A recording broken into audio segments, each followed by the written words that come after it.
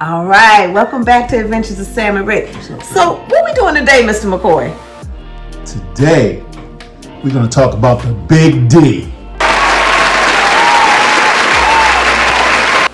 Not that D. Oh. We talking about divorce, y'all. Yeah. It's a real part of life. Yes, it is. We're both divorcees, and we found love again. Yeah. And today we want to share with you a couple things that we know that have been helpful and proved useful in our journeys through divorce. That's right. We're going to talk about why folks divorce in their 40s. We're going to discuss how to normalize the feelings of divorce. And we're going to talk about preparing for the road ahead. Yeah. Yeah. Now, why us to talk about this? Not only because we've been divorced, both of us have, but in our professional lives, we actually see people moving through these same things. And so we're noticing some patterns because we're seeing it over and over again. Now, I'm going to say these are not our professional opinions, but these are the opinions of professionals. It's kind of a difference. You see what I did there? Say what? All right. Well, let's get into it. Why do people tend to divorce in their 40s? Oh. What are some of the reasons why you think that that's happening, Rick? I think a lot of us, we choose in our 20s, you know? And when you're 20, you're young. You don't know yourself. You don't know yourself. You don't know what life. you need. You think you know, but you don't know. So then you get with these partners who you make a pledge and a commitment to be with forever until death do you part for some folks. And people change. Yeah. Things happen. Yeah. You know? It's true. It's true. I also think that, people are constantly evolving. And so the person that you are in your 20s really is not the person you end up being in your 40s. Right. It's not. And so if you haven't been intentional about growing together, it can present a problem. Yeah, and you're going to hear this a lot from me. Forgive yourself. Yeah. When you were in your 20s, you didn't know that this is how you were going to be and the things that you needed when you became 40 or 50 years old. No. But guess what? That's what reality is. Yeah. So forgive yourself. It's nothing wrong with realizing, you know what? I've outgrown this person, or we're going in two different directions, or we've outgrown each other. That's right. There are no victims and there are no villains in this. And there's a reason why the divorce rate is, 50%, right? That's right. So you're not doing something that's abnormal or out of, the normal. This is kind of what it looks like. Mm-hmm. And so that's why we're making these series of videos, is because we really want to make sure that people get some support. So that, we divorce in our 40s, not only because we chose in our 20s, but now some of the core things that were a part of married life during our 30s and 40s are coming to a close. The kids are moving out of the house. That's number 2. Yep. Right? Kids are gone. And so now with those children leaving, folks are left here with a relationship that they maybe haven't nurtured well enough, right? Or without a shared sense of purpose. And so now it's just the two of you in the house. Right. And if you really didn't like somebody and was ducking and dodging them the last 5-7 years, it's nowhere to run when there's no distractions to put in the middle of you. That's true. And kids have a way of absorbing all the energy in a relationship. And before you know it, after a while, you guys haven't even connected with each other for 20 years. So that's right. Forgive yourself for that. You're not deserting your kids. Nope. Right? Nope. They're going to leave because they have to. They got to go build their own lives and Exactly. make it okay. It's okay. Yeah. And that brings us to the next part. Midlife. Yeah. Right? You get to your 40s and you realize I'm about halfway through this thing. And none of us are getting out alive. And so if you realize that at 40, if the lifespan is 80 and at 40 years old, it's time to take a look and do some inventory. Do I like the life that I've created for myself thus far? Correct. And the places where the answer is yes, it's time to celebrate. But the places where the answer is like probably not, it's time to get to the getting. And the choices that you make right now will be reflected in the second half of your life. And so a lot of times people will make evaluations and say, I know that I don't want to spend the rest of my life with this person. This is something I've wanted to change for a while. And midlife can make you finally brave enough to do it. That's right. How do you want to spend the rest of your life? Yeah. Do you want to stay in the mire and the muck that you've been in for the last 20 years?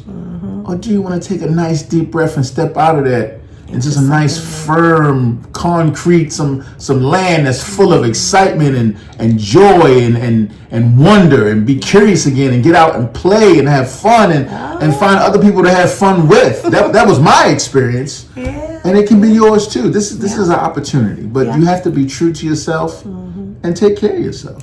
You know, listening to what he was saying, it brought up for me the second thing that we want to talk to you all about, the range of emotions that come up when you are moving through a divorce process. Now, I'm going to list a few. I know there's others. I'd love to hear from some of you. If you've been divorced and you've kind of experienced some of that emotional roller coaster that is this undoing, go ahead and put in the comments what feelings came up for you. Because to be honest, the more people share authentically about what it's like to go through divorce, the easier it is for people when they have to confront it. Because a lot of times the only voices that people hear are the critical ones in their head about people shaming people that are divorcing, right? And so it's time for us to kind of hear the rest of the narrative, because it makes it a lot easier for folks that are starting this path. So the feelings. One big feeling that I always make sure to highlight for people whenever I'm talking to them about divorce is the grief. Even if this is a relationship that you absolutely wish to have end, there is the grief of the marriage you thought you were going to have. There's the grief of the future that you saw before you. You know what I mean? A grief of the identity that you had as being married to a particular person, right? The grief of being the mother of children and a husband and the nuclear family if you had one, right? And so, you know, there's all of this grief that's wrapped up in letting go of a relationship that you thought might have lasted a lifetime. And in regards to grief, you're grieving the death of the relationship, right? You're not a bad person. You make that commitment till death do us part, and you feel like you gotta die in order to experience something different. That's a lot. No, it's the death of that relationship that you're grieving. So let it die and give yourself permission to live on and to move on. Yeah. And that kind of brings me to another feeling that's common is guilt and shame. You know, it's something that's so private that now is about to become public. Others are going to know that your relationship is unhappy and is dissolving.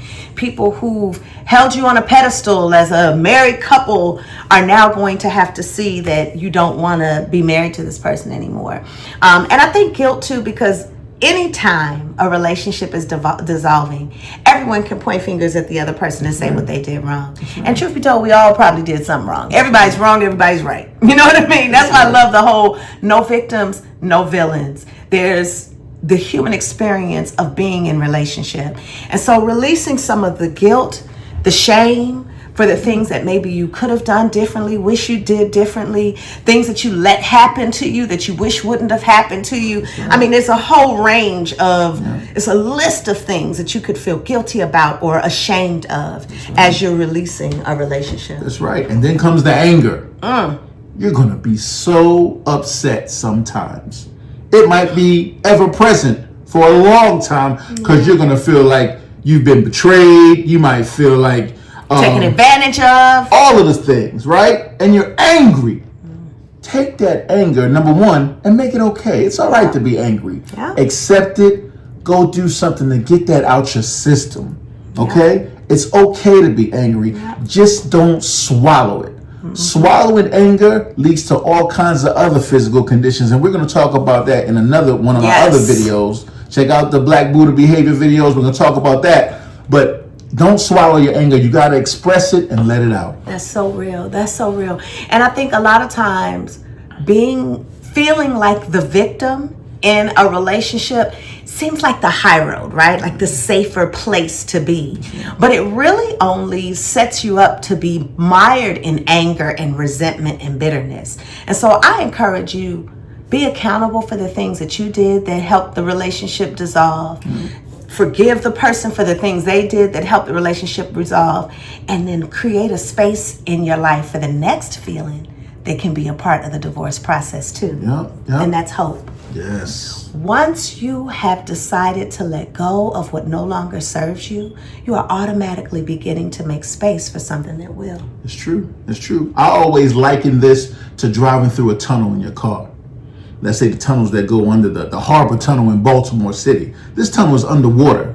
So as I'm driving through that dark tunnel, I'm hoping that everything's gonna be okay and I'm coming out on the other side, right? Yes. Same situation. You're going to go through a dark tunnel filled with feelings, emotions, all kinds of crazy cash, money situations, life struggles, conflicts, fights, legal issues, all of that stuff, right? Yes. That's a real dark tunnel. But you gotta have hope, because that's what's gonna get you through to the other side where the sunlight is. And it's there. It is. I mean, honestly, it does get better. You know, it gets better. I know one of the things, kind of hearkening back to when we were talking about shame a moment ago, a lot of times people will be so worried about how others are going to feel. But even that starts to dissipate, right? And so all of these feelings will be fleeting in the bigger picture of your full life, right? And so there is hope on the other side of the divorce process. And I'll tell you another feeling that's a part of the process too. Don't say it. Uh-oh. Say it. Because if you have been unhappy in your marriage and now finally freedom is coming to you, relief. Sweet relief. Relief. Once you've kind of swam through the murky dismals and kind of got into fresh water, it's like, oh my God, I'm actually free to live my life the way I want to live my life. There's nothing like it, but you got to earn it, and you will earn it, because this is one of the toughest things it is. You'll go through in your life, and no one's going to be able to help you through it.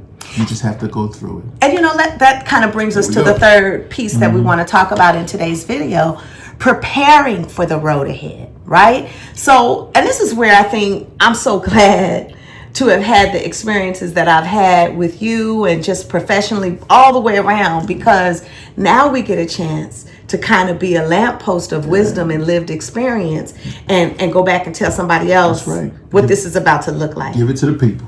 Right? So I think, again, I really would encourage you not to worry about other people's opinions. I know that feels so important. If you are in a religious community, their opinions, your family, your extended family, the family of your soon-to-be ex-partner, your friends, your coworkers. Look at all these people, social media. It's folks everywhere with their eyes and their faces looking at your life situation, right? Do not worry about them. First things first, they have experienced something like it in the past, so they know how painful a thing might be. Some of them have. And they're not going to hold against you something that they know is a difficult life situation. And for the people that do you really need them in your corner anyway? People that are that judgmental and wish to kind of shame you for a life experience, they're not your support system anyway. So do not concern yourself with the folks and their faces. Say what you need to say to the people you need to say it to, and keep it moving. I'm going to say this too. You get to choose what you say to who when. That's correct. You get to choose what you say to who when. Right. And so does your partner. In fairness, they get to talk about whatever they want to talk about to whomever they want to talk about. That's they get to choose what they say to who when also. Yeah, that's right. And at the end of the day, you have to be alone with yourself. Yeah. Right? So allowing someone else to make your decisions for you based on what their opinions or their opinions of you are, or how they feel about you and your situation, that's the wrong move. The right move is to make your own decisions, because you can't get away from yourself. They'll be in their bed sleeping sweetly at night, and you'll be up ruminating about all of these decisions that you're trying to make and please somebody else at the same time. Yeah. You need to please yourself, and you'll sleep better at night. That brings me to another point on preparing for this journey, right? It's now time for you to begin to recalibrate your life. That's correct. In complete independence. Fully independent life. So right now, if you're someone that's right at the verge of considering divorce, you're in the beginning stages of it, think about in your daily life all of the places where your spouse has been a part of your experience. If they're cooking meals, paying bills, washing cars, take care of kids, whatever the things are that they've been doing, for better or for worse, right? You're now no longer going to have them as supports or issues to have to manage. That's correct. Fully independent is the energy that your life will have once you're on the other side of this divorce process. And so the quicker you start thinking about that, the easier it is for you to recalibrate. That's right. That's right. And part of that is the next topic is self-care. Self-care and emotional healing. Listen, when I talked about anger, I talked about getting in the gym and getting that energy out of you. Whenever you're feeling uncomfortable, you need to start some new behaviors that'll help you to get those energies out of your body instead of holding that in, because you'll be like a soda can somebody shook up, ready to blow, right? Gotta get out, go walking, go work out, go listen to some music, sit down, listen, and just meditate, breathe, do some yoga, right? You gotta learn how to manage these negative emotions, right? Yeah. And be gentle with yourself. Yeah. You know? That's right. That's right. Bless you. Let me say this too about these feelings. I know it's tempting to spend a lot of time talking it out and processing, and that can be helpful. If you find a friend or a person who's been through this that's particularly useful in helping you to gain perspective, feel calm, or find ease, and that's fine. But if you find yourself overly talking to people who only ramp up more of the bitterness and anger and resentment, turn it down. I know it feels good. It's like sugar, right? It tastes good for the moment, but you want some protein. Something that's going to make you stronger for the journey ahead. Yeah, no commiserating. You don't want, and you want to stop telling that story over and over and the details. Right. Get it out. I'm not saying you can't talk. This is where therapy is important. That's right. Now, I know I'm a therapist, so I'm biased, but this is where therapy is useful because that person is trained to hold space for all of that you're feeling and help you to heal through it, right?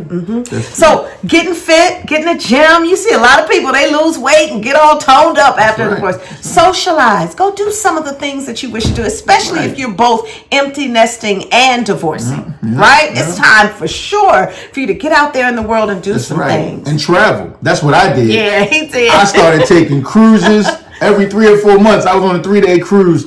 Just to be alone and by myself around people that didn't know me, didn't know what I was going through, didn't need me. I didn't have to do any work. I was able to enjoy some meals. Somebody cleaned up my cabin. I'm just laying out in the sun, just relaxing and trying to calm myself from within. And that helped me so much. So get out there and travel and do some things that are good for you.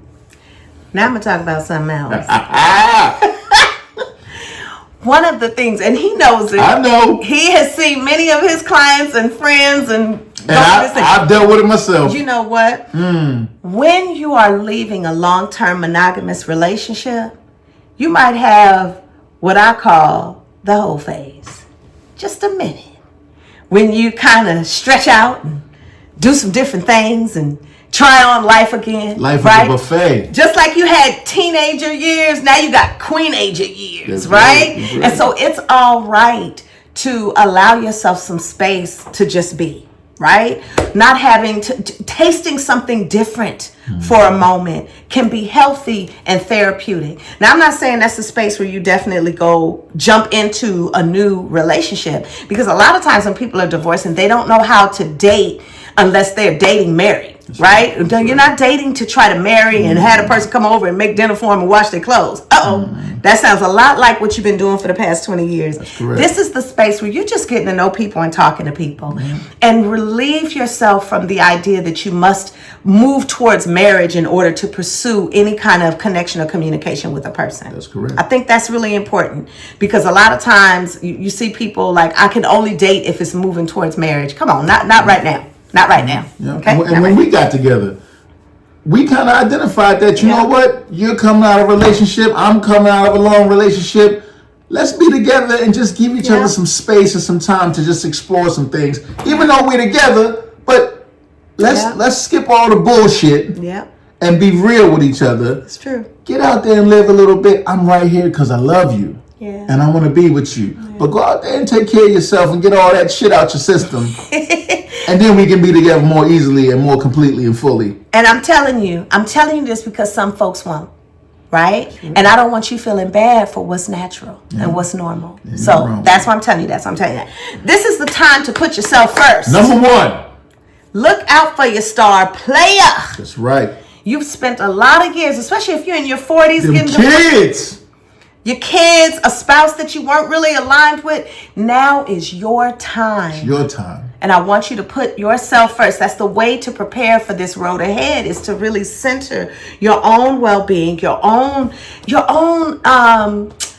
vision for the future that you wish to create for yourself. What feels good to you? That's right. What is good for you? What decision is good for your life? As you make your decisions, run them through this filter. Yeah. Is this the best decision for me or for somebody else? Because you need to take care of you right now. That's right.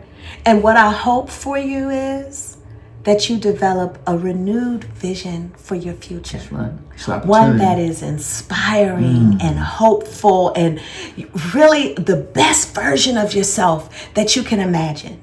You know, they always say that the future has a past. And so the choices that you're making right now are setting you up for the future that you're envisioning. Lean into that and go fearlessly forward into the second half of your life. That's right. Folks told us that our connection may have been just a passing phase or a fling or what have you. Yes. We didn't listen to that shit. Nope, we didn't. Right? We designed and built a beautiful life. Yeah, we have. That we are proud of. And every morning we wake up grateful and say to each other, I'm so glad that we chose to go after this thing together. That's right. That's Because right. we're living an unbelievable life day. Every day feels like Saturday. And I'll tell you something.